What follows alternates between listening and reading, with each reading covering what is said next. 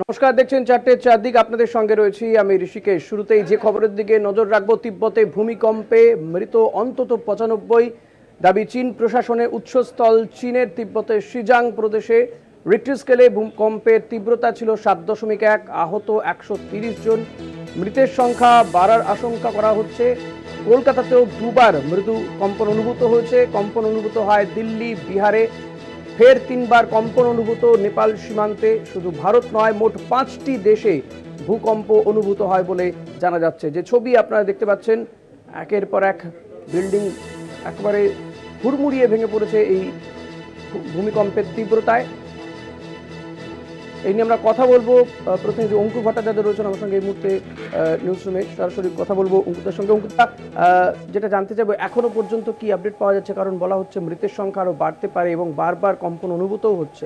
একেবারে ঋষিকেশ, যে ম্যাগনিটিউডে হয়েছে এই ভূমিকম্প, নেপাল একটা সিসমোলজিক্যালি একটা অ্যাক্টিভ এরিয়া, এটা আগেই বিশেষজ্ঞরা জানিয়েছিলেন এবং সেটাই আমরা দেখতে পেলাম যে 6:35 আজকে প্রথমবার যখন ভূমিকম্পটা হয়, সেই ভূমিকম্পে আজকে আমরা দেখেছি যে এখনো পর্যন্ত থাকো আমাদের সঙ্গে। আমরা আরো একবার একটু দর্শকদের জানিয়ে রাখবো, তিব্বতে ভূমিকম্পে মৃত অন্তত 95 জন। এবং যেমনটা প্রতিনিধি অঙ্কুর ভট্টাচার্য বা অঙ্কুরদা আমাদের বলছিলেন যে সেখানে একটা ভূমিকম্প প্রবণ জায়গা নেপাল, এবং সেখানে এর আগেও বহুবার ভূমিকম্প হয়েছে এবং সেই ভূমিকম্পের তীব্রতা আমরা দেখেছি। প্রচুর মানুষের মৃত্যু হয়েছে। তিব্বতে ইতিমধ্যে 95 জনের মৃত্যু হচ্ছে। বারবার কম্পন অনুভূত হচ্ছে। কলকাতাতেও দুবার মৃদু কম্পন অনুভূত হয়েছে। তবে শুধুমাত্র কলকাতা নয়, একাধিক জায়গাতেই এই কম্পন অনুভূত হয়েছে। অন্তত 4টি দেশে ভূকম্পন অনুভূত হয়েছে। কম্পন অনুভূত হয়েছে দিল্লি, বিহারেও। অঙ্কুতা, যেমনটা তুমি বলছিলে যে এই যে কম্পনের তীব্রতা, তাতে তো মৃতের সংখ্যা ইতিমধ্যেই 95 হয়েছে, কমপক্ষে 95, এবং এটা আরো বাড়তে পারে, আহতের সংখ্যা বাড়তে পারে। তার কারণ ঋষিকেশ, বহু মানুষ এখনো ধ্বংসস্তূপের নিচে চাপা পড়ে রয়েছেন। তাদেরকে উদ্ধার করতে অন্তত 1,500 বিপর্যয় মোকাবিলা কর্মী তারা নিরন্তর চেষ্টা চালিয়ে যাচ্ছেন। এখনো পর্যন্ত সুনির্দিষ্টভাবে ঠিক কতজন চাপা পড়ে আছেন সেই বিষয়টি স্থানীয় প্রশাসনের পক্ষ থেকে জানানো সম্ভব হয়নি। তারা চেষ্টা চালিয়ে যাচ্ছেন আগে উদ্ধার কার্য সমাপ্ত করতে। এই জায়গার পাশাপাশি যেটা জানাতে চাইবো, যে প্রথমবার যে শকটা হয়েছিল, তারপরেও 4.7 এবং 4.9 মাত্রার আরো দুটি শক হয়, এবং প্রথমটা যেটা ছিল 10 কিলোমিটার ভূগর্ভের 10 কিলোমিটার ভেতরে, তারপরে দুটি হয় তুলনামূলকভাবে আরেকটু বেশি 30 কিলোমিটার ভূগর্ভের ভেতরে। ফলে সেই দিক থেকে যত পরের আফটার শকগুলিতে ক্ষয়ক্ষতির মানে যে বিষয়টি, সেটা তুলনায় কমেছে। কিন্তু প্রাথমিকভাবে 95 একটা মৃতের সংখ্যা, এবং তার সঙ্গে সঙ্গে 130 জন এখনো পর্যন্ত আহত বলে জানাচ্ছে স্থানীয় প্রশাসন। এবং অনেক ধন্যবাদ অঙ্কুরদা। তোমাকে কথা বলছিলাম প্রতিনিধি অঙ্কুর ভট্টাচার্যের সঙ্গে। যেমনটা অঙ্কুরদা জানাচ্ছিল, এবং প্রায় 4টি দেশে ভূকম্পন অনুভূত হচ্ছে। তিব্বতে যেমন ভূমিকম্পে মৃত অন্তত 95 জন, দাবি চীন প্রশাসনের। এর পাশাপাশি ভারতে বিভিন্ন জায়গাতেও কম্পন অনুভূত হয়েছে। কলকাতা, দিল্লি, বিহারে কম্পন অনুভূত হয়েছে। আপনারা দেখতে পাচ্ছেন মৃতের সংখ্যা বাড়তে পারে বলে আশঙ্কা করা হচ্ছে, কারণ এখনো পর্যন্ত ধ্বংসস্তূপের নিচে চাপা পড়ে থাকার সম্ভাবনা। প্রচুর মানুষের ধ্বংসস্তূপ সরিয়ে একের পর এক দেহ উদ্ধার হচ্ছে, এবং ভূমিকম্পের তীব্রতা এতটাই বেশি ছিল যে হুড়মুড়িয়ে ভেঙে পড়ে বহুতল। যে দেখতে পাচ্ছেন আপনারা সেই ছবি, ধ্বংসস্তূপের ছবি আপনারা দেখতে পাচ্ছেন। কলকাতাতেও দুবার কম্পন অনুভূত হয়।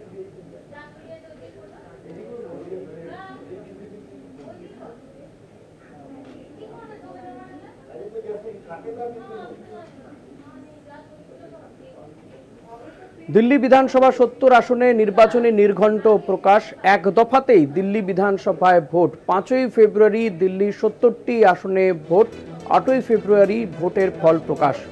দিল্লি বিধানসভা 70 আসনের নির্বাচনী নির্ঘণ্ট প্রকাশ করল নির্বাচন কমিশন। এক দফাতেই ভোট হবে দিল্লিতে। 70 আসন বিশিষ্ট দিল্লি বিধানসভায় ভোট হবে 5ই ফেব্রুয়ারি। 8ই ফেব্রুয়ারি ফল ঘোষণা। দিল্লি কেন্দ্রীয় সরকারে যখন বিজেপি রয়েছে, অপরদিকে দিল্লিতে কিন্তু আপ সরকার। কিন্তু বারবারই এই দিল্লির বিধানসভা দখল করতে চেয়েও বিফলে গিয়েছে বিজেপির প্রচেষ্টা। এবার আপ বিজেপির লড়াই সেখানে দেখা যাবে, জোর টক্কর হবে বলে মনে করছে রাজনৈতিক মহল। মুখ্য নির্বাচনী আধিকারিক রাজীব কুমার ঠিক কি বলেছেন এই নির্বাচনের নির্ঘণ্ট ঘোষণা করে শুনব। It's a single phase election. Date of notification will be 10th of January, Friday. Last date of making nomination will be 17th of January. Scrutiny on 18th of January. Withdrawal 20th. These are the statutory periods of time which is given. Date of poll is 5th. And counting is 8th. And 5th again we have very deliberately kept Wednesday. क्योंकि हम सोचते हैं सब दिल्ली वाले vote करें, इसलिए इस बार भी महाराष्ट्र की तरह हमने इसको वेडनेसडे में रखा है। Entire election process after counting will be complete by 10th and this is we are doing elections in by polls also in Milkipur in UP and Erode in Tamil Nadu. Supreme কোর্টে পিছলো এসএসসি চাকরি বাতিল মামলার শুনানি। 15ই জানুয়ারি চাকরি বাতিল মামলা শুনানি হবে। যোগ্য অযোগ্যদের তালিকা সিবিআইকে আজই পেশের নির্দেশ দিয়েছে সুপ্রিম কোর্ট। পাশাপাশি ওবিসি মামলা শুনানিও পিছিয়ে গিয়েছে। 28 ও 29 জানুয়ারি পরবর্তী শুনানি হবে বলে জানানো হয়েছে। মঙ্গলবার সুপ্রিম কোর্টে মুলতুবি হয়ে গেল এসএসসি মামলার শুনানি। মূলত এসএসসি মামলার শুনানি পর্বে সিবিআই এর রিপোর্টের উপরে সম্পূর্ণভাবে নির্ভর করছে এসএসসি মামলার ভবিষ্যৎ। তার কারণ সুপ্রিম কোর্টের নির্দেশ ছিল সিবিআইকে যোগ্য এবং অযোগ্যদের তালিকা প্রকাশ করতে হবে। সুপ্রিম কোর্টের প্রধান বিচারপতি সঞ্জীব খান্নার বেঞ্চ পরিষ্কার জানিয়ে দিয়েছিলেন যে আদালতের কাছে যোগ্য এবং অযোগ্যদের তালিকা যদি সঠিকভাবে পেশ হয় তাহলে সেক্ষেত্রে অযোগ্যদের চাকরি যাওয়ার নির্দেশ জারি করতে পারে সুপ্রিম কোর্ট। এক্ষেত্রে যদি সম্পূর্ণ তালিকা পেশ করা না হয় তাহলে কলকাতা হাইকোর্টের রায়কে বহাল রেখেই সুপ্রিম কোর্ট এসএসসির নিয়োগ প্রক্রিয়াকে সম্পূর্ণভাবে বাতিল ঘোষণা করতে পারে। আজকের মুলতবির পর প্রধান বিচারপতির বেঞ্চ পরিষ্কার জানিয়ে দিলেন যে আগামী 15ই জানুয়ারি বেলা 2টোর সময় এই মামলার শুনানি গ্রহণ করা হবে। তার আগে আজকের মধ্যেই সিবিআইকে যোগ্য এবং অযোগ্যদের তালিকা সম্পর্কিত একটি রিপোর্ট জমা করতে হবে সুপ্রিম কোর্টে। অপরদিকে ওবিসির শংসাপত্র বাতিল সংক্রান্ত মামলার শুনানিও আজকের মতো মুলতুবি হয়ে গেল। পরবর্তী শুনানির দিন ধার্য করা হয়েছে আগামী 28 এবং 29 জানুয়ারি। ক্যামেরায় সন্দীপ সোমের সঙ্গে পীযূষ কান্তি নাগ, কলকাতা টিভি। প্রাথমিকে নিয়োগ দুর্নীতি ইডির মামলায় চার্জ গঠন। মোট 54 জনের বিরুদ্ধে চার্জ গঠন। আজ অর্পিতা কুন্তল সহ 47 জনের বিরুদ্ধে চার্জ গঠন। বাকি একজনের বিরুদ্ধে আগামীকাল চার্জ গঠন প্রক্রিয়া হবে বলে জানা যাচ্ছে। কুন্তল ঘোষ এবং অর্পিতা মুখোপাধ্যায় নিজেদের নির্দোষ বলে দাবি করলেন। তাদের আরও দাবি রাজনৈতিক প্রতিহিংসা, এমনটাই দাবি করেছেন কুন্তল ঘোষ। প্রাথমিকের নিয়োগ দুর্নীতি মামলায় ইডির মামলাতে চার্জ গঠন। মোট 54 জনের বিরুদ্ধে চার্জ গঠন। আজ অর্পিতা কুন্তল সহ 47 জনের বিরুদ্ধে মোট চার্জ গঠন হচ্ছে। কি একজনের বিরুদ্ধে আগামীকাল চার্জ গঠন প্রক্রিয়া হবে। কুন্তল ঘোষ এবং অর্পিতা মুখোপাধ্যায় নিজেদেরকে নির্দোষ বলে দাবি করেছেন। রাজনৈতিক প্রতিহিংসার শিকার বলে অভিযোগ করেছেন কুন্তল ঘোষ। সোমবার পার্থ চট্টোপাধ্যায়, সুজয় কৃষ্ণ ভদ্রদেরও চার্জ গঠন হয়। এই মুহূর্তে সাংবাদিকদের মুখোমুখি হয়েছেন দিল্লির মুখ্যমন্ত্রী। मैंने दिल्ली में फ्लाईओवर बनवाए, मैंने दिल्ली में अनेकों नए स्कूल बनवाए, मोहल्ला क्लिनिक में जो टेस्ट रुके हुए थे वो टेस्ट शुरू करवाए, मोहल्ला क्लिनिक में जो दवाइयां बंद कराई हुई थी वो दवाइयां शुरू करवाई। और जो अरविंद केजरीवाल जी ने वादा किया था कि दिल्ली की महिलाओं को 1000 रुपए की सम्मान राशि देंगे, उस महिला सम्मान योजना को कैबिनेट में पास कराया। और मैं आज आपको ये बता दूं कि आज जब इन भाजपा वालों ने मुझे मुख्यमंत्री आवास से बाहर निकाल कर फेंका है, अब वो याद रखें, इस बारी जब मुख्यमंत्री आवास से निकाला है, आज मैं ये प्रण ले रही हूं कि दिल्ली की हर महिला को 2100 रुपए दिलवा कर रहूंगी। संजीवनी योजना के तहत दिल्ली के हर बुजुर्ग को सरकारी अस्पताल में, प्राइवेट अस्पताल में फ्री इलाज करवा कर रहूंगी। दिल्ली के हर पुजारी को, हर ग्रंथी को हर महीने 18,000 रुपए की सम्मान राशि दिलवा कर रहूंगी। भारतीय जनता पार्टी वाले ये समझ लें कि आम आदमी पार्टी का एक एक कार्यकर्ता, एक एक नेता, एक एक मंत्री, मुख्यमंत्री अपने सिर पर कफन बांध कर निकला है, दिल्ली वालों के लिए काम करने के लिए निकला है। आप हमें जितना परेशान करेंगे, हम उतने ज्यादा जज्बे से दिल्ली वालों के लिए काम करेंगे। अब मैं चाहूंगी कि संजय जी अपनी बात रखें।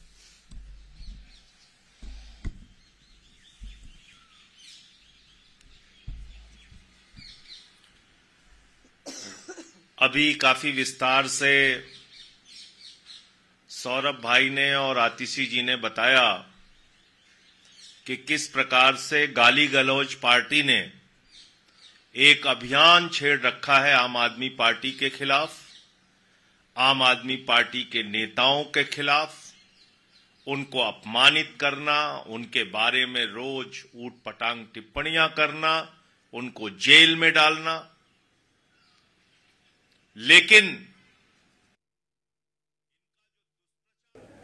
এইচএমপিভি নিয়ে সিএমওএইচদের সঙ্গে বৈঠকে প্রিন্সিপাল সেক্রেটারি এসআরআই ও ইনফ্লুয়েঞ্জার ওপর নজরদারির নির্দেশ।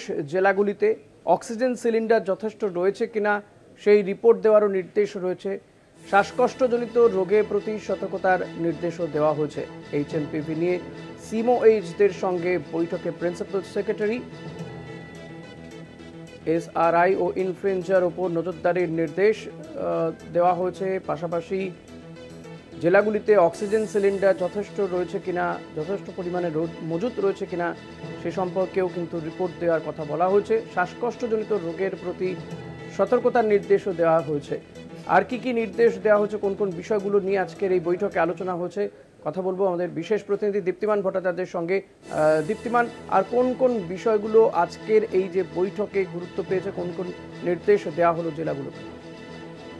দেখো, আজকে যে বৈঠক হয়েছে সেই বৈঠকে কয়েকটি গুরুত্বপূর্ণ সিদ্ধান্ত বলা হয়েছে। তার মধ্যে রয়েছে হলো, প্রথম যে বিষয়টি বলা হয়েছে সেটা হলো যে শ্বাসকষ্টজনিত যদি কোনো রোগী ভর্তি হয় তার পুরো হিস্ট্রি রাখতে হবে, এবং এসআরআই অর্থাৎ সিভিয়ার রেসপিরেটরি ইনফেকশন যদি কারোর থাকে সেই রোগগুলোর উপর কিন্তু ক্র্যাকডাউন করতে হবে। এবং তার পাশাপাশি বলা হয়েছে যে ইনফ্লুয়েঞ্জা টাইপ যদি কোনো রোগ থাকে তাহলে সেক্ষেত্রে তারও কিন্তু একটা ক্র্যাকডাউন করতে হবে। এই ট্র্যাকগুলোকে ফার্স্ট মেনটেন করতে হবে। পাশাপাশি কোন জেলায় কত অক্সিজেনের কি পরিস্থিতি রয়েছে না রয়েছে সেইগুলো নিয়েও কিন্তু বিস্তারিত রিপোর্ট চাওয়া হয়েছে।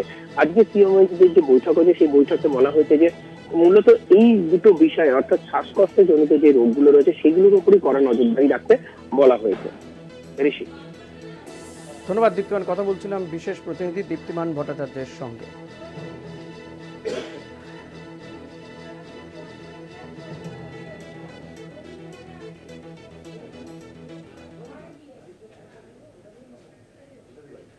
চীনের পর এবার মালয়েশিয়ায় এইচএমপিভি ভাইরাস মালয়েশিয়ায় বাড়ছে। এইচএমপি ভাইরাসের কেস 2024 সালে 327টি এইচএমপিভি কেসের রিপোর্ট করা হয়েছিল। 2023 সালের থেকে 45% বৃদ্ধি পেয়েছে বলে জানা যাচ্ছে। মালয়েশিয়াতেও বাড়ছে এইচএমপি ভাইরাসের আক্রান্তের সংখ্যা।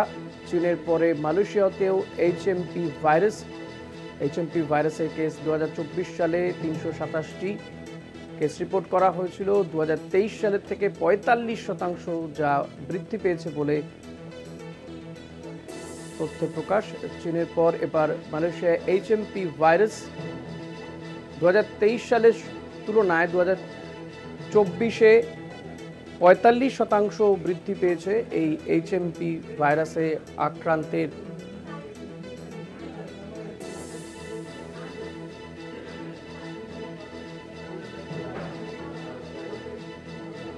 চীনের পরে এবার মালয়েশিয়াতে এইচএমপি ভাইরাসের আক্রান্তের সংখ্যা পাওয়া যাচ্ছে এবং যেটা জানা যাচ্ছে যে 2023 সালেও পাওয়া গিয়েছিল, কিন্তু 2024 সালে 327টি এইচএমপি ভাইরাসের কেস পাওয়া গিয়েছে। ভাইরাস আক্রান্তের সংখ্যা বৃদ্ধি পেয়েছে 2023 সালের থেকে 45% বেশি। এই নিয়ে আমরা কথা বলবো।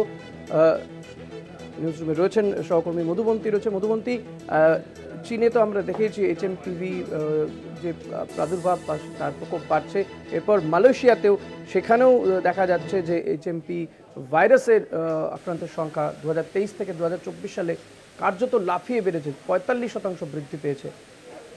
এই বছরের শুরুর দিক যদিও শুরুতে কি রিপোর্ট পাওয়া যাচ্ছে?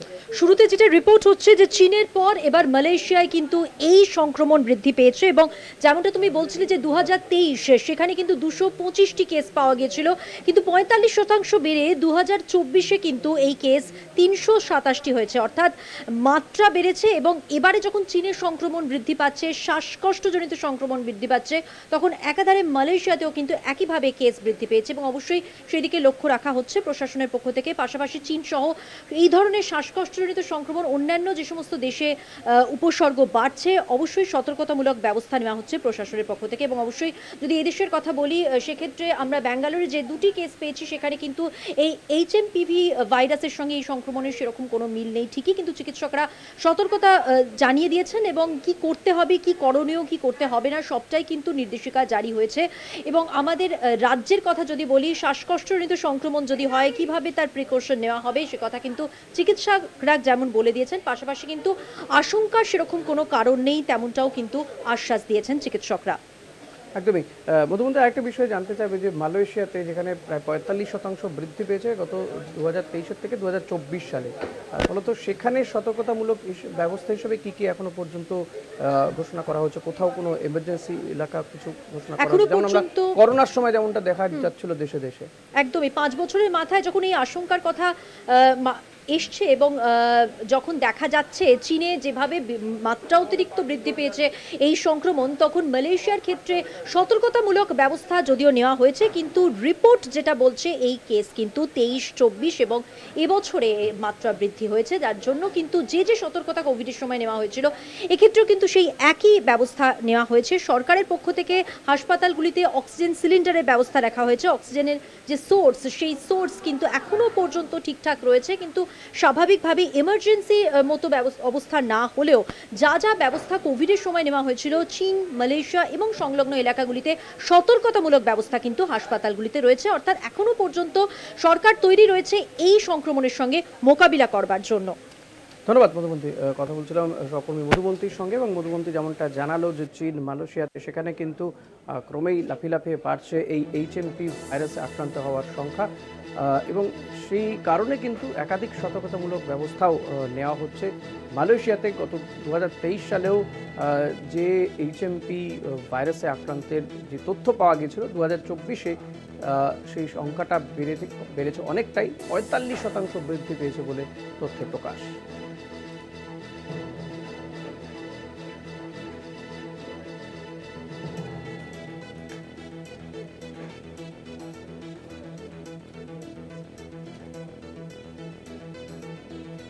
ইতিমধ্যে এ রাজ্যেও নানান সতর্কতামূলক ব্যবস্থার কথা ঘোষণা করা হয়েছে। জরুরি বৈঠকও হয়েছে আজকে প্রিন্সিপাল সেক্রেটারির সঙ্গে। সন্দেশখালীতে গণধর্ষণ মামলায় বিচার চেয়ে হাইকোর্টের দ্বারস্থ নির্যাতিতা। গত বছর 16ই মে সন্দেশখালী থানায় গণধর্ষণের অভিযোগ দায়ের হয়। মাথায় বন্দুক ঠেকিয়ে গণধর্ষণের অভিযোগ করেন নির্যাতিতা। স্থানীয় ব্লক তৃণমূল নেতা ও তার দলবলের বিরুদ্ধে এফআইআর দায়ের হয়। এখনো পর্যন্ত কাউকে গ্রেফতার না করে মামলা তুলে নেওয়ার জন্য হুমকি দেওয়ার অভিযোগ ওই নেতার বিরুদ্ধে। বুধবার মামলা শুনানির সম্ভাবনা।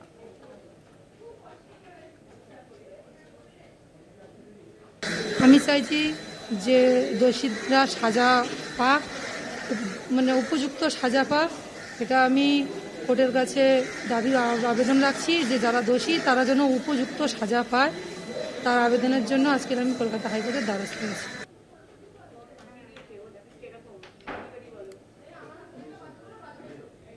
একটা ছোট্ট বিরতি নিয়ে ফিরবো, সঙ্গে থাকবে। ফিরে এলাম বিরতির পর। দেশের দারিদ্র্য নিয়ে চরম মিথ্যাচার মোদী সরকারের। প্রধানমন্ত্রী দাবি করেছিলেন দেশ দারিদ্র্য মুক্ত হয়ে গিয়েছে।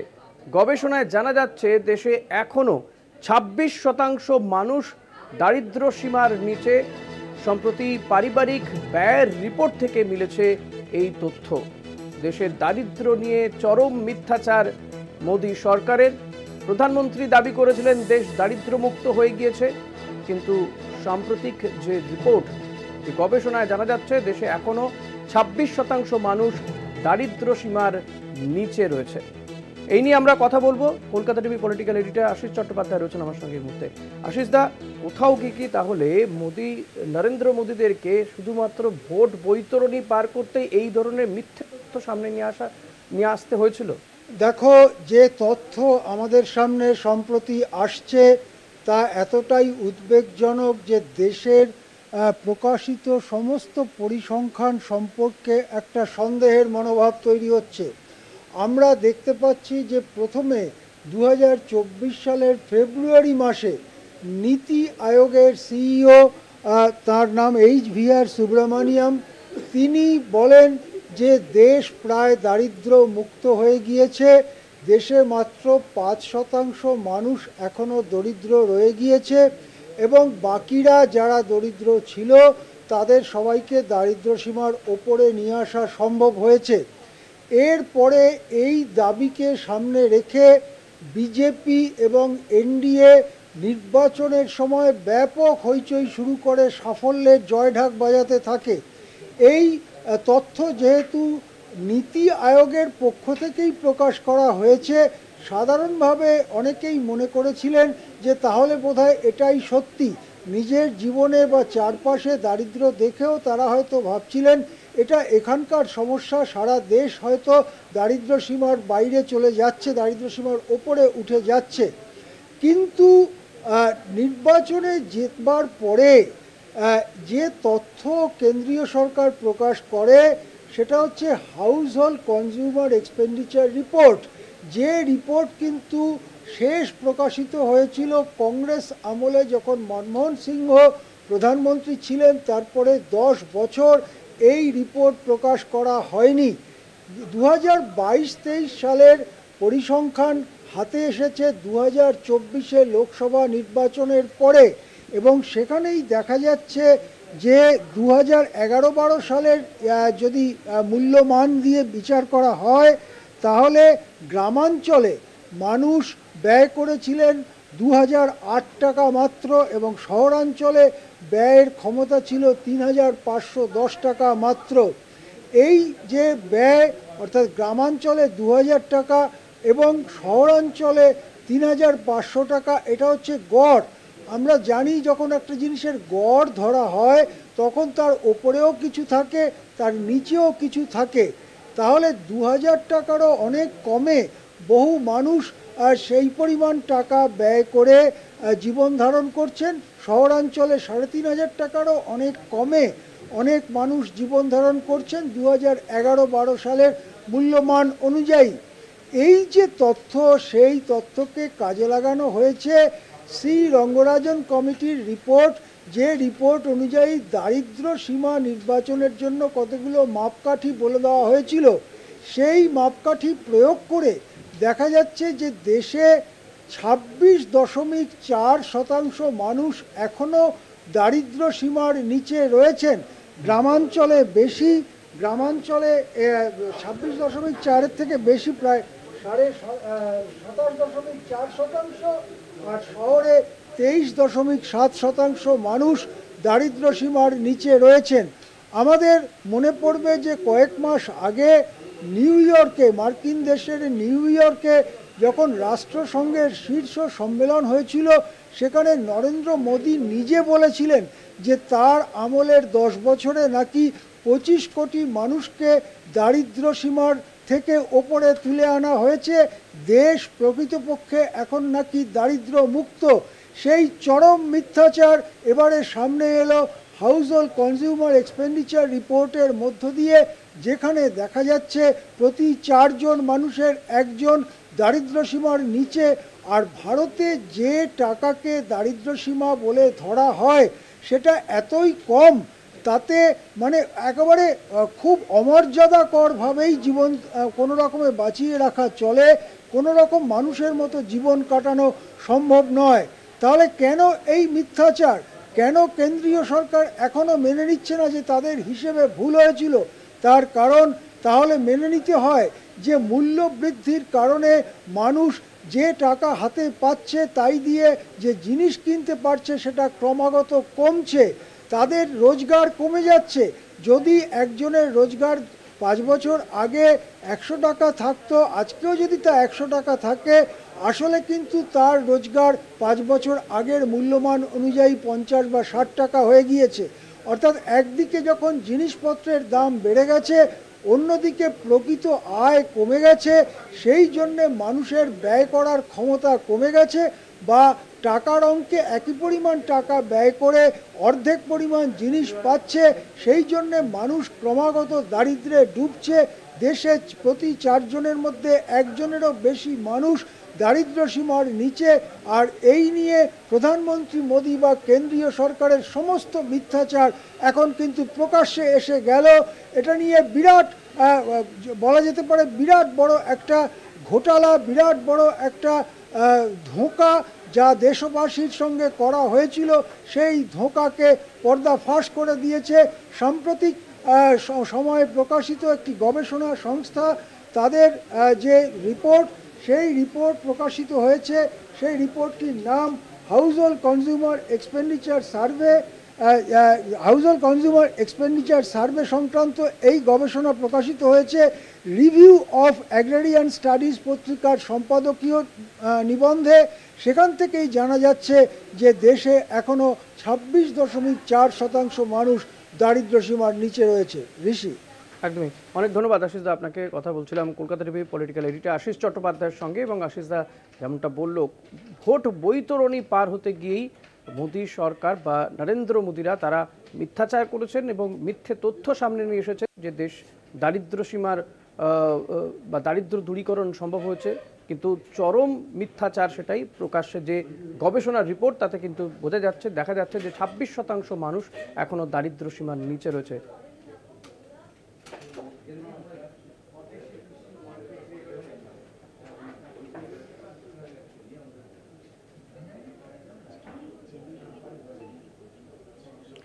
ঠিক বলেছেন প্রদীপ ভট্টাচার্য। সাংবাদিকদের প্রশ্নের উত্তরে বললেন, মুখ্যমন্ত্রী মমতাকে বহিষ্কার করা ভুল হয়েছিল কংগ্রেসের। প্রদীপ ভট্টাচার্য এই মাত্র কিছুদিন আগেই বলেছিলেন কংগ্রেস এখনও প্রায়শ্চিত্ত করছে।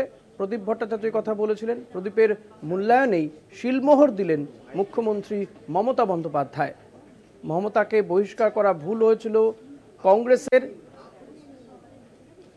কংগ্রেস এখনও তার প্রায়শ্চিত্ত করছে বলে প্রদীপ ভট্টাচার্য মাত্র কিছুদিন আগেই বলেছিলেন। আজকে মুখ্যমন্ত্রী মমতা বন্দ্যোপাধ্যায় প্রদীপ ভট্টাচার্যের সেই বক্তব্যকেই বা প্রদীপ ভট্টাচার্যের সেই মূল্যায়নকেই কিন্তু শিলমোহর দিলেন। মমতা বন্দ্যোপাধ্যায় ঠিক কি বলেছেন শুনুন। কংগ্রেস নেতা প্রদীপ ভট্টাচার্য বলেছেন, কংগ্রেস নেতা প্রদীপ ভট্টাচার্য বলেছেন, কংগ্রেস নেতা প্রদীপ ভট্টাচার্য বলেছেন,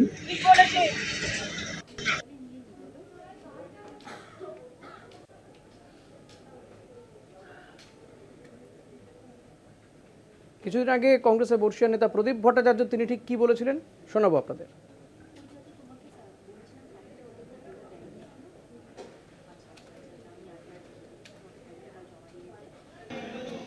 যেদিন বাংলার বর্তমান মুখ্যমন্ত্রীকে এক্সপেল করা হয়, আমি সেদিন শ্রীরামপুর থেকে ফিরছিলাম। আমি তখন শ্রীরামপুরের সাংসদ। আমি সেকেন্ড ব্রিজের কাছে তখন সোমেন মিত্রের ফোন এলো। সীতারাম কেশরী বলেছেন টেলিফোন করে যে you have to do it, okay তোমায় এক্সপেল করতে হবে কারণ আমরা করেছি। আমি সোমেনকে বলেছিলাম তুমি করো না, কিছুতেই করো না। কিন্তু সোমেনের উপরে এমন চাপ তৈরি হয়েছিল যে তাকে করতে বাধ্য হয়েছে। আর প্রায়শ্চিত্তটা সেই জন্য কংগ্রেস দলকে আজও করতে হচ্ছে। আমি জানি না এই খাত থেকে আমরা কখন কিভাবে উঠে আসব। এ নিয়ে আমরা কথা বলবো। আমাদের সঙ্গে রয়েছেন আমাদের প্রতিনিধি জয়ন্ত চৌধুরী, রয়েছেন কলকাতা টিভির পলিটিক্যাল এডিটর আশিস চট্টোপাধ্যায়। আমি জয়ন্তদা আপনার কাছে শুরুতে আসবো, যেটা জানতে চাইবো যে প্রদীপ ভট্টাচার্য যে কথা বলেছিলেন যে মমতা বন্দ্যোপাধ্যায়কে বের করে দেওয়া, কংগ্রেস এখন প্রায়শ্চিত্ত করছে, মমতা বন্দ্যোপাধ্যায় কোথাও গিয়ে আর অন্য কোনো শব্দই বললেন না, তিনি বললেন ঠিক বলেছেন, শুধু এইটুকু বলেই সবটা বুঝিয়ে দিতে চাইলেন কার্যত। হ্যাঁ, খুব সংক্ষিপ্ত কিন্তু খুবই তাৎপর্যপূর্ণ সেদিক থেকে। তার কারণ হচ্ছে এই যে কংগ্রেসের এই যে বিলম্বিত বোধোদয়, যে আজকে প্রায় 28-29 বছর পর, প্রায় 3 দশক পর এই কংগ্রেসের পক্ষ থেকেও, তাও আমি বলবো সরকারিভাবে এখনও কংগ্রেস বলেনি, তবে বর্ষিয়ান নেতা প্রদীপ ভট্টাচার্য খুবই সম্মানিত নেতা। কংগ্রেসের বিভিন্ন গোষ্ঠীর মধ্যে তিনি ছিলেন সোমেন ঘনিষ্ঠ, আমরা চিরকালই জানি। সেই সোমেন মিত্রকে বাধ্য করা হয়েছিল সেই সময় দিল্লির হাইকমান্ডের চাপ, এই কথাটা তিনি বলেছেন। মমতা বন্দ্যোপাধ্যায় সেসব তিক্ত অভিজ্ঞতার বিষয়, তিক্ত কথাগুলো হয়তো আজকে বলেননি উনি, কিন্তু যেটা স্পষ্ট হয়ে গেছে যে তার সঙ্গে যে একটা অবিচার করা হয়েছিল, একটা অন্যায় করা হয়েছিল, সেটা আজকে দিনের আলোর মতো পরিষ্কার। এটা বোধহয় নিজেকে খুব বেশি আর বলার দরকার হয় না, কারণ বেশি শব্দ ব্যয় করেননি এই কারণেই যে যা বলার আজকে যখন প্রদীপ ভট্টাচার্য বলে দিয়েছেন, অর্থাৎ কংগ্রেসের যথেষ্ট বরিষ্ঠ নেতা, তিনি যখন বলে দিয়েছেন, সেক্ষেত্রে উনি এইটুকুই শুধু বুঝিয়ে দিয়েছেন যে ঘটনাটা যে সেই দিন একটা, সেই সময় আর কি একটা বড় সময় ধরে একটা অন্যায় হয়েছিল, এবং সবথেকে বড় কথা পুরোটাই ছিল একটা রাজনৈতিক সিদ্ধান্ত। তার কারণ রাজ্যে আমরা জানি, রাজ্যে সেই সময় বাম জমানা বামফ্রন্টের বিরুদ্ধে লড়াই করার ক্ষেত্রে খুব বিশ্বাসযোগ্য জায়গায় পৌঁছতে পারেনি সেই সময় বিরোধী বলতে তখন কংগ্রেস। তো কংগ্রেসের সঙ্গে এইটা নিয়েই সংঘাত ছিল, খুব রাজনৈতিক একটা ইস্যুতে সংঘাত ছিল।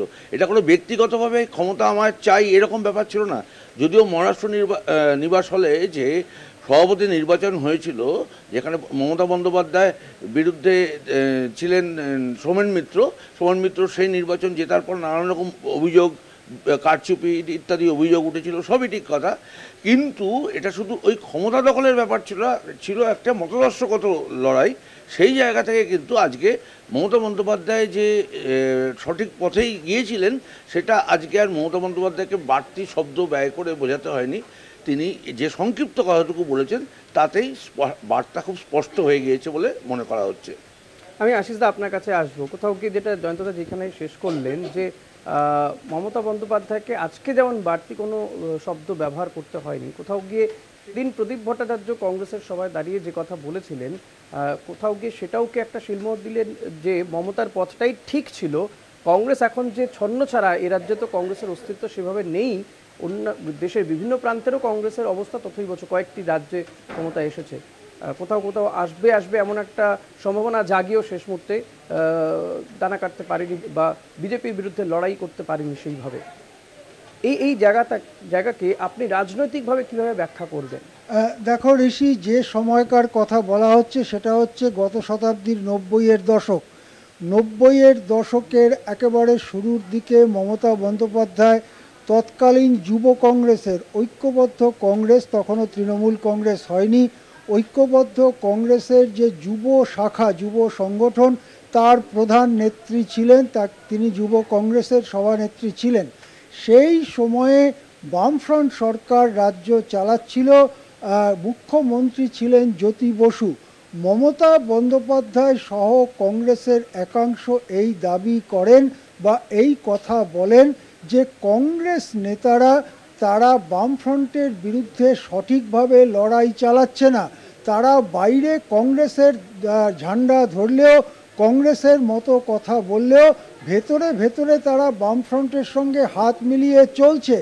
এই ধরনের চরিত্র যারা কংগ্রেসই অথচ ভেতরে ভেতরে বামফ্রন্টের সঙ্গে সমঝোতা করছে, তাদেরকে বোঝাতে একটি শব্দ চালু হয়েছিল, সেটা হচ্ছে তরমুজ।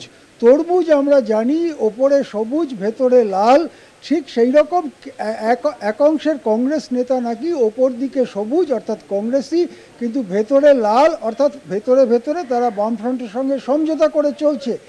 এই সব রাজনৈতিক প্রশ্ন নিয়ে তীব্র বিরোধ দেখা দেয় এবং 1992 সালে প্রদেশ কংগ্রেসের সভাপতি নির্বাচনের জন্য 8 এপ্রিল ভোট হয়।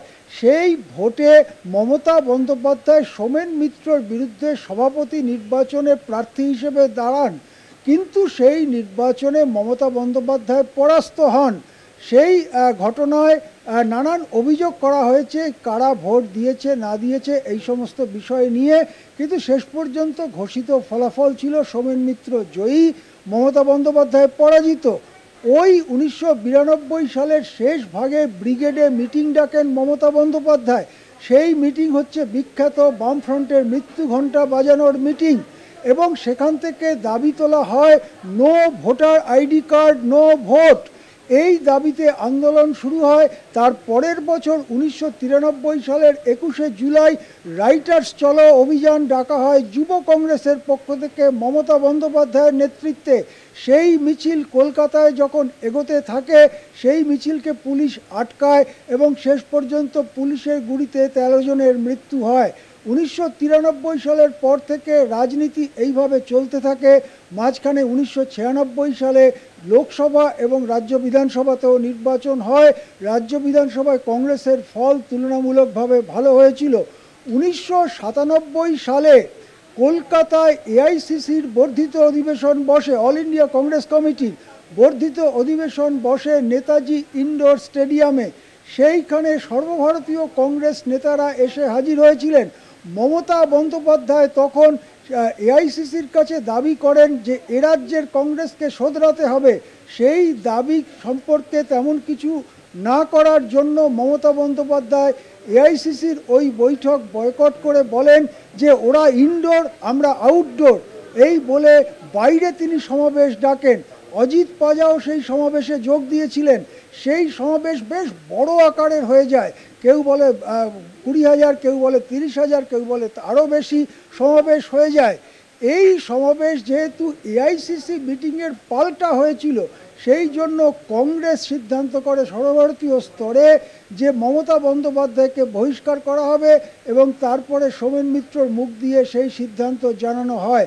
আজকে প্রদীপ ভট্টাচার্য বলেছেন সেই সময় মমতা বন্দ্যোপাধ্যায়কে বহিষ্কার করা ভুল হয়েছিল। রাজনৈতিক কথাটা কি? মমতা বন্দ্যোপাধ্যায় যেন বামফ্রন্ট বিরোধিতার প্রতীক হয়ে যান।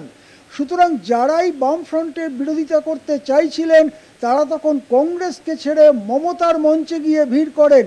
আমরা দেখতে পাই 1998 সালের 1 জানুয়ারি যেদিন আনুষ্ঠানিকভাবে তৃণমূল কংগ্রেস গঠিত হয়, তারপর থেকে গ্রামে গঞ্জে শহরে ক্রমাগত জোড়া ফুল ফুটছে।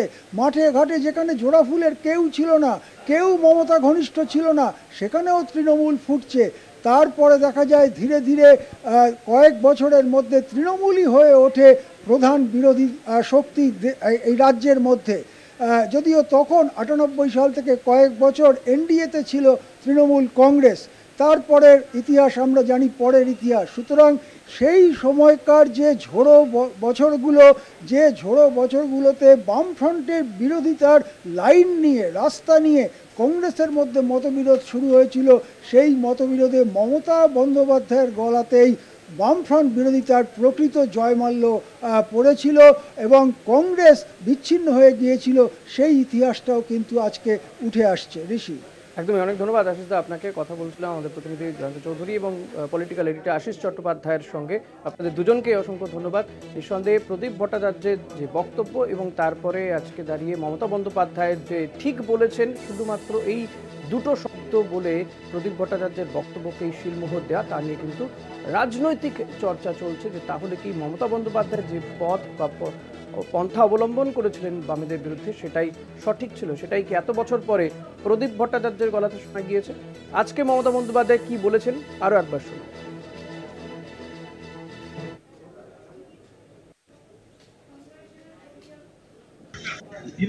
বর্ষিয়ান কংগ্রেস নেতা প্রদীপ ভট্টাচার্য বলেছেন,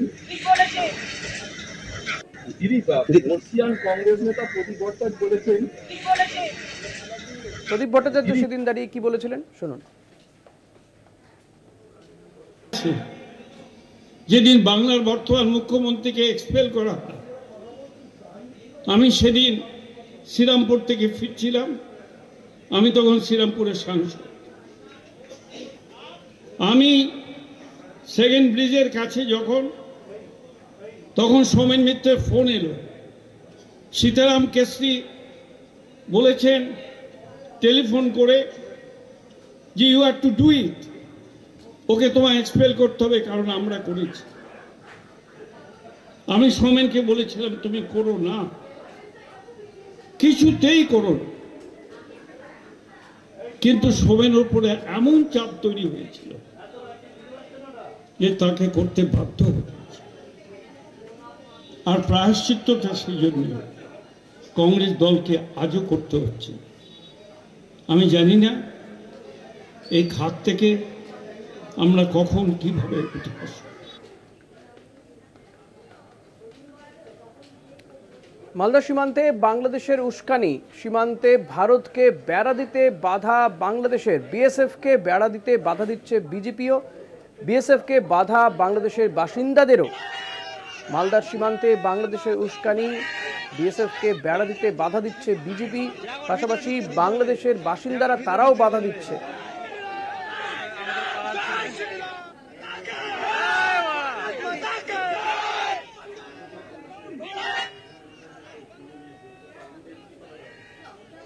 প্রতিনিধি গৌতম চক্রবর্তী রয়েছেন আমার সঙ্গে। গৌতম, যে ছবি আমরা দেখাচ্ছি যে বিজেপি এবং বাংলাদেশের বাসিন্দারা তারা এই বেড়া দিতে বাধা দিচ্ছে, তাহলে কি কোথাও যে বারবার করে অভিযোগ ওঠে যে যেই সমস্ত সীমান্তে যে সমস্ত খোলা জায়গাগুলো রয়েছে সেখান দিয়ে যে যাতায়াত চলে সেটাই তো আর একবার শিলমোহর পড়ছে। প্রশাসনের পক্ষ থেকে কি পদক্ষেপ নেওয়া হচ্ছে, কত দ্রুত এই বেড়া দেওয়ার কাজ সম্পন্ন হবে?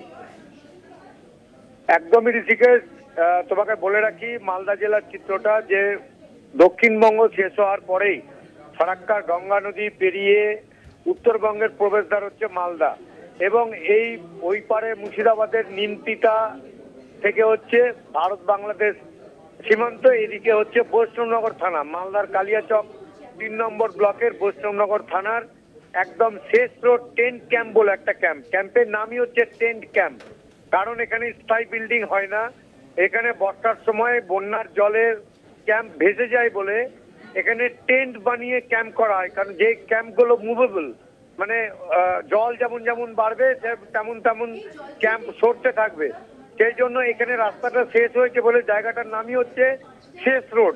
এই শেষ রোডের পাশে হচ্ছে সুখদেবপুর। সুখদেবপুর কিন্তু গোটা ভারতবর্ষে জাল নোটের অন্যতম চেন করিডোর বলা যায়, এবং এইখানে যেহেতু 2.5 কিলোমিটার কোন রকম কাঁটাতারের বেড়া নেই। এর আগে 2005 সালে এখানে কাঁটাতারের বেড়া দেওয়ার কাজ শুরু হলেও কোনো এক অজানা কারণে বন্ধ হয়ে যায়, এবং সেখানে জমি সংক্রান্ত একটা বিবাদ চলছিল, সেটাও একটা ব্যাপার। এর পাশাপাশি মালদার যে 6টি থানা, হবিবপুর, বামনগোলা, মালদা, ইংরেজবাজার, কালিয়াচক, বৈষ্ণবনগর, এই থানা এলাকার মধ্যে পড়ছে ভারত বাংলাদেশ সীমান্ত 172 কিলোমিটার বর্ডার। তার মধ্যে 42 কিলোমিটার, প্রায় 42 কিলোমিটার কোনো কাঁটাতারের বেড়া নেই, ফেন্সিং নেই। এবং ঋষিকেশ, একটা ব্যাপার যে মালদা জাল নোট এবং মাদক পাচারে এমন ভাবে বাধা সরিয়ে শেষমেশ কি বেড়া দেওয়ার কাজ শুরু করা গেছে? বিএসএফ এর কাছে চ্যালেঞ্জ ছিল, বিএসএফ 3 দিন ধরে প্রক্রিয়া শুরু করেছিল। গতকাল চরম পর্যায়ে পৌঁছে বিএসএফ এর সঙ্গে গ্রামবাসীরাও, ভারতবর্ষের যে গ্রাম সুখদেবপুর, সেই গ্রামের লোকেরা লাঠি নিয়ে তারা ওই বাংলাদেশি যারা বিজেপির সঙ্গে এসে বিএসএফ এর কাজে বাধা দিচ্ছিল, সিপিডব্লিউডির ইঞ্জিনিয়ারদের, লেবারদের, তাদেরকে ফলে তখন ভারতবর্ষের লোকেরা বাধা দেয় এবং একদম তুমুল একটা উত্তেজনাকর পরিস্থিতি তৈরি হয়। আজকে সকাল থেকে জেলা শাসক নিজে বিষয়টি মনিটর করছেন, বিএসএফ এর সঙ্গে ঘনায় ঘনায় কথা বলছেন। আজকে দুপুরের পর থেকে আবার কাজ শুরু হয়েছে, এখন উত্তেজনা অনেকটাই কম। তবে ওই সুখদেবপুর, তারপরে শ্মশানী, সবদলপুর, সোহাগপুর, এই জায়গাগুলোতে পুরো বিএসএফ মোতায়েন করা রয়েছে। ধন্যবাদ গৌতম। কথা বলছিলেন প্রতিনিধি গৌতম চক্রবর্তীর সঙ্গে। নকশালদের বড়সড় ষড়যন্ত্র বানচাল করল নিরাপত্তা বাহিনী। ছত্তিশগড়ের সুকমায় 10 কেজি আইইডি উদ্ধার। কোন্টাগোলপল্লী সড়কে বিস্ফোরণ ঘটিয়ে নিষ্ক্রিয় করা হয় আইইডি। রাজ্য পুলিশ এবং সিআরপিএফ এর যৌথ বাহিনীর সাফল্য। গতকাল বিজাপুরে যে পুলিশের গাড়িতে হামলার ঘটনা ঘটেছিল, তারপরে আজকে ছত্তিশগড়ের সুকমাতে এই যে আইইডি উদ্ধার হয়েছে এবং সেটি নিষ্ক্রিয় করেছে যৌথ বাহিনী। এই মুহূর্তে আমাদের সঙ্গে রয়েছেন টেলিফোনে ডেপুটি এডিটর মৌপিয়া নন্দী। মৌপিয়াদি, গতকালে আমরা দেখেছিলাম বিজাপুরে সেখানে পুলিশের গাড়িতে যে ভয়াবহ হামলার ঘটনা ঘটেছিল, যাতে 9 জওয়ানের মৃত্যু হয়েছিল, তারপরে এই নকশালদের আজকে যে বড়সড় ষড়যন্ত্র সেটা বানচাল করলো নিরাপত্তা বাহিনী, এটাকে কিভাবে ব্যাখ্যা করবে?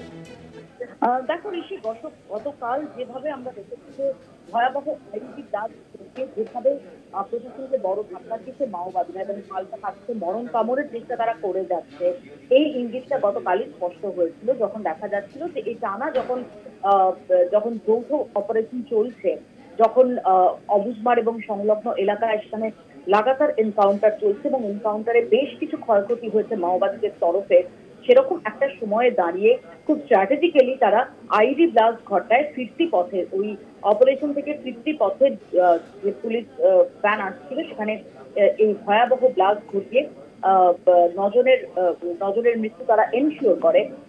এইরকমই আরো একটি নাশকতার শব্দ তারা করেছিল, সেটা আজকের এই আইডি উদ্ধারের পর সেটা স্পষ্ট হয়েছে এবং সেরকমটা আমরা জানতে পারছি যে 10 কেজি যে আইডি, সেই আইডি বাজেয়াপ্ত করা হয়েছে এবং গতকালের এই পরেই নড়েছে বসে প্রশাসন এবং কারণেই যে সার্চ অপারেশন এবং যে স্যানিটাইজ করার যে প্রক্রিয়া চলছিল তার জেরেই এই আইডি বাজেয়াপ্ত করা সম্ভব হয় এবং যার ফলে গতকালের মতো আরেকটা ঘটনা যেটা অ্যাভয়েড করা গেল এমনটাই মনে করা হচ্ছে এবং মোটামুটি ভাবে যেটা মনে করা হচ্ছে যে ঠিক গতকালের মতোই কৌশলগতভাবে বাহিনীকে নিশানা করে এই আইডিটা প্ল্যান করা হচ্ছে। ধন্যবাদ মৌপিয়াদি। কথা বলছিলাম ডেপুটি এডিটর মৌপিয়া নন্দীর সঙ্গে। রাজ্য পুলিশ ও সিআরপিএফ যৌথ বাহিনী তারা সাফল্য পেল, বড়সড় সাফল্য। নকশালদের বিরুদ্ধে ষড়যন্ত্র বানচাল করে দিয়েছে নিরাপত্তা বাহিনী। সুকমায় সেখানে 10 কেজি আইডি উদ্ধার হয় এবং সেটি নিষ্ক্রিয় করা হয়েছে ইতিমধ্যে।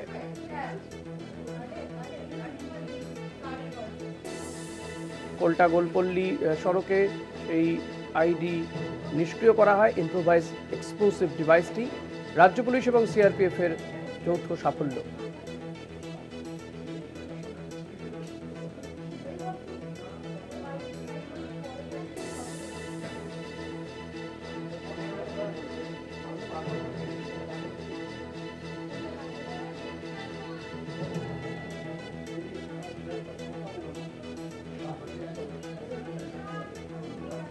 ছত্তিশগড়ের সুকমায় 10 কেজি ওজনের আইডি বিস্ফোরক উদ্ধার এবং সেটি নিষ্ক্রিয় করা হয়েছে ইতিমধ্যেই। নিরাপত্তা বাহিনীর বড়সড় সাফল্য। নকশালদের বিরুদ্ধে নকশালদের বড়সড় ষড়যন্ত্র বানচাল করে দিয়েছে যৌথ বাহিনী। এই মুহূর্তে যে খবরের দিকে নজর রাখবো, রেশন দুর্নীতি মামলায় সিবিআই এর ভূমিকা নিয়ে প্রশ্ন উঠেছে আদালতে এবং আদালতের প্রশ্ন যে মাত্র 6টি এফআইআর এর ভিত্তিতে কিভাবে একে বড়সড় দুর্নীতি বলা হচ্ছে। রেশন দুর্নীতি মামলায় 6টি এফআইআর ভিত্তিতে কিভাবে বিরাট দুর্নীতি বলা হয়। আদালতে প্রশ্নের মুখে তদন্তকারী সংস্থা, অনাহারে কেউ মারা গেছেন এমন অভিযোগ নেই। ইডির আইনজীবীকে যুক্তিবাদী হওয়ার পরামর্শ সিবিআই এর বিশেষ আদালতের। রেশন দুর্নীতি মামলায় ইডির তদন্ত প্রক্রিয়া নিয়ে প্রশ্ন বিচারকের। আপনারা রেশন দুর্নীতি কথা বলছেন, অনাহারে কেউ মারা গেছেন এমন অভিযোগ নেই, তদন্ত তো চুরি নিয়েছিল, দুর্নীতি কোথায় পেলেন? 6টি এফআইআর আছে, এর ভিত্তিতে বিরাট দুর্নীতি হয়েছে, এটা কি করে বলা যায়? এমনও প্রশ্ন তোলা হয়েছে রেশন দুর্নীতি নিয়ে। রেশন দুর্নীতি মামলায় ইডির তদন্ত প্রক্রিয়া নিয়েই প্রশ্ন বিচারকের। আপনারা রেশন দুর্নীতি কথা বলছেন, অনাহারে কেউ মারা গেছে এমন অভিযোগ নেই। আদালতে বিচারক এই প্রশ্ন রেখেছেন তদন্তকারী সংস্থার সামনে। তদন্ত তো চুরি নিয়েছিল, দুর্নীতি কোথায় পেলেন? 6টা এফআইআর আছে, এর ভিত্তিতে বিরাট দুর্নীতি হয়েছে, এটা কি বলা যায়? এই প্রশ্ন কিন্তু আদালতে তুলেছেন বিচারক।